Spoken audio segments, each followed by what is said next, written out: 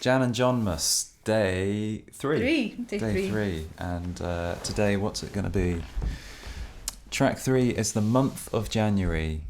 So if you've only just joined us, go back to the start because we're going one track at a time through the Janice and John Christmas album, Great Joy to the New, which is out now as you watch this video. So you can listen to the tracks without us talking over the top. We're going to be discussing the history of these tracks and also some of the production and how we arrange them. Riveting stuff. It is really riveting for a very small cross-section of an audience. Yeah. This is an Irish one?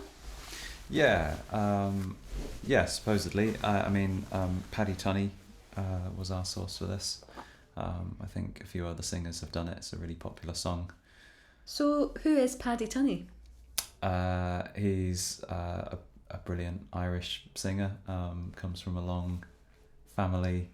I mean, it's weird me telling you this because you know it. But it comes from a long family of singers. His mum, Bridget Tunney, is featured a few times on The Voice of the People and things like that. She was a great singer, and we owe them a lot for a lot of the songs they preserved, but Paddy Tunney was the popular lad. Because he's of so the family. Lovely. He's such a good singer. Beautiful singer. Those ornaments. There's so something else. If you're getting into trad singing, I think he's a really good person to start with, because some of these singers, especially on source recordings and things like that, they get picked up when they're quite old and they're struggling to sing as well as they once could.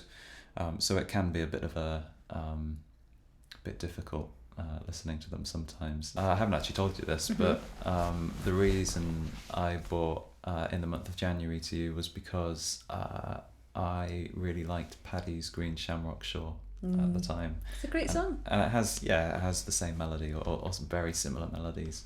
And I thought, that would be great. But it's a good song, Month of January. I just felt I didn't want to sing Paddy's Green Shamrock Shore, and I think I made the assumption that you maybe didn't as well, just because of our national identity, which is a funny... It's funny because you are actually pretty Irish. Well, technically You've got an Irish passport. Yeah. But I don't. You're feel any Doran. right to You're sing. Doran. Yeah, I'm not going to start singing rebel ballads or anything like that. Yeah. So it's sort of maybe there's a bit of cultural sensitivity going on there, you know. Right. But that's an interesting discussion we It's can have at some point. Yeah, maybe have that down the pub. Yeah, absolutely. Or maybe we should get drunk the next time we film one of these. Yeah, that wouldn't be off-brand for us. Yeah, I like this one because we can play it all year round because it's not a Christmas song. Yeah, it's wintry. Yeah.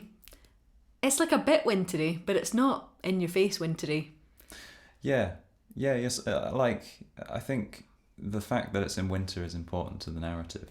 Yeah. And that's the only reason it's in winter, I think, like this story. If it was in the month of July, you wouldn't feel so sorry for the protagonist, would you? Because she's left out in the cold with a baby and everything and cast out. And should we listen to it? Let's give it a listen.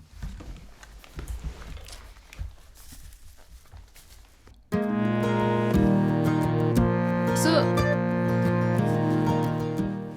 this one started off quite simply in terms of arrangement. It did, didn't it? It was just bouzouki and voice, wasn't it? Yeah. There was nothing else to it. Yeah. I'm glad we put some harmonium on it. Beef it out a bit. It was in the month of January, the hills were white with snow. When over hill and valley my true love he did go. It was there I spied a pretty young maid with a salt tear in her eye. She had a baby in her arms and bitterly she did cry. This is the first track where it's just us as well. The other two have had either Ben Nichols on or a full brass band. This is just the two of us playing. I think we play all the instruments. Yeah, we do. We play all the instruments, all the vocals. Yeah. Saying cruel was my father who barred the door on. So you've added some guitar here as well. Yeah, I think what Andy got me doing, I think he felt the bazooka was a bit thin probably, and got some guitar on the top of it, which I remembered because I recorded my trio EP just before we jumped into the studio. So that was in January, and Pete Ord, who produced that one, did exactly the same thing with all the tracks. So just beefed out everything. And cymbals! And then there's the cymbals, yeah, my debut as a cymbal player. John loved doing this. I loved it so much, yeah. But we've got sort of making the spacey sounds, we've got a bit of pocket piano over the top. Oh yeah, that was me. Which was a lot of fun, yeah. The pine tree grows, the sweeter is the bark. And the Hear those little sort of Yeah. pings and things like that. the falser is his heart, for he'll kiss you and caress you till he thinks he has you. There's some interesting noises in the background. You've got to listen for them really, haven't you? Leave you all for some other one.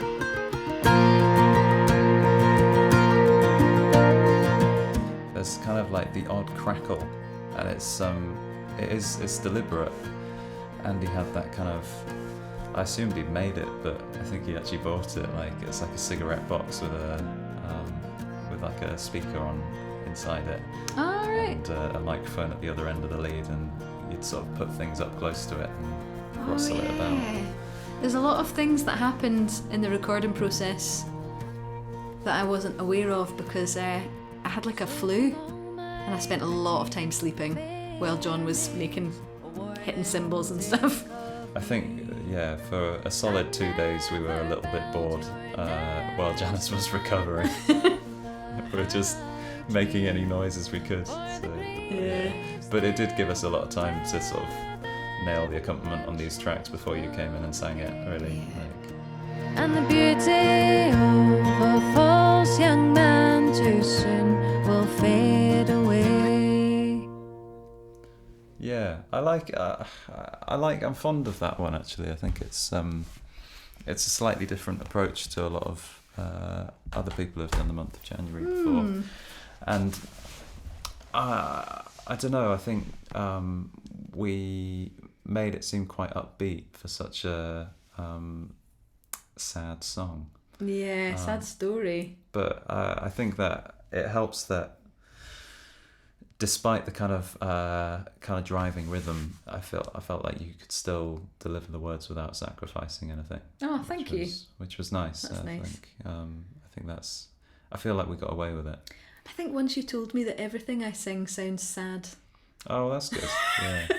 That's a good way to be, I think, especially if you're into folk music. Got a mournful quality. Yeah, that's good. Yeah, I appreciate it. I quite like that vibe, to be honest.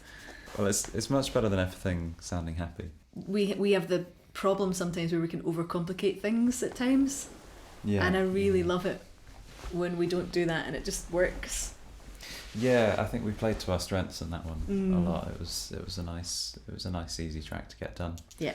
And it maybe helped that we'd toured that one throughout the summer as well as the winter. Yeah. And so it was still quite fresh. Mm-hmm. But yeah, it's nice to have the kind of the Andy Bell stamp on it as well. Sometimes he has this way of adding a very subtle little thing that just kind of lifts it, and suddenly your track isn't this bog standard track anymore. It's like it's just got a little bit of something about it. Anything else? No, I think that's us for today's Jan&Jonmas. Join us next time. Yeah, thanks for tuning in. If you haven't already, subscribe, subscribe, follow. if you're enjoying hearing about our weird little Christmas songs, subscribe or follow or like us, and come back again next time. Yeah, and give the album a listen as well if you haven't already. It's available everywhere on the internet, and also available to stream. So yeah, go and do it. See you tomorrow.